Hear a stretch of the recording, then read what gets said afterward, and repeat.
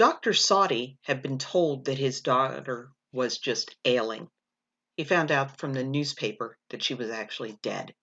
This is Christina with the Sisyphean Journal, and today is December 23rd.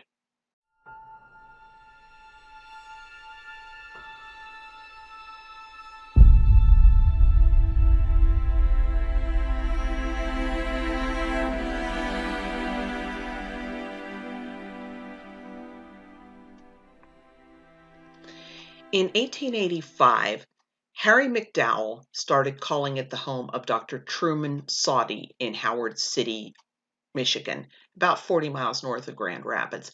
He was calling on Dr. Sawdy's 21-year-old daughter, Sylvia. Now, on December 10th, Sylvia went to Grand Rapids by train, ostensibly to visit McDowell's mother. Now, Dr. Sawdy didn't hear anything from or about his daughter until the morning of Christmas Eve, when Harry McDowell's father came to him. He said that he'd heard from Harry that Sylvia was ill and wanted her mother to join her in Rapid City. The next day, Dr. Sawdy read in the newspaper that Sylvia was actually dead.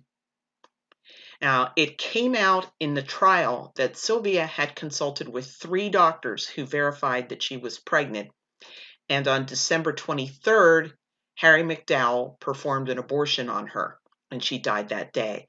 McDowell was convicted of manslaughter and sentenced to 15 years in prison. Now, contrary to popular belief, this sort of abortion performed by an amateur was not the norm prior to legalization.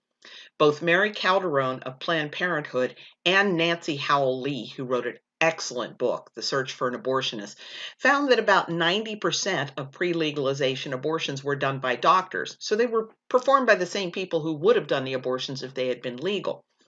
Now, Mary Calderone didn't do a further breakdown, but Nancy Howell Lee did. And she found out that of that 10% that weren't performed by doctors, a lot of them were performed by nurses or midwives or other people with some medical training. And even the lay abortionists were often trained by doctors who gave them support. They gave them the training, they gave them the instruments, and they provided medications, and they provided backup in case there were complications.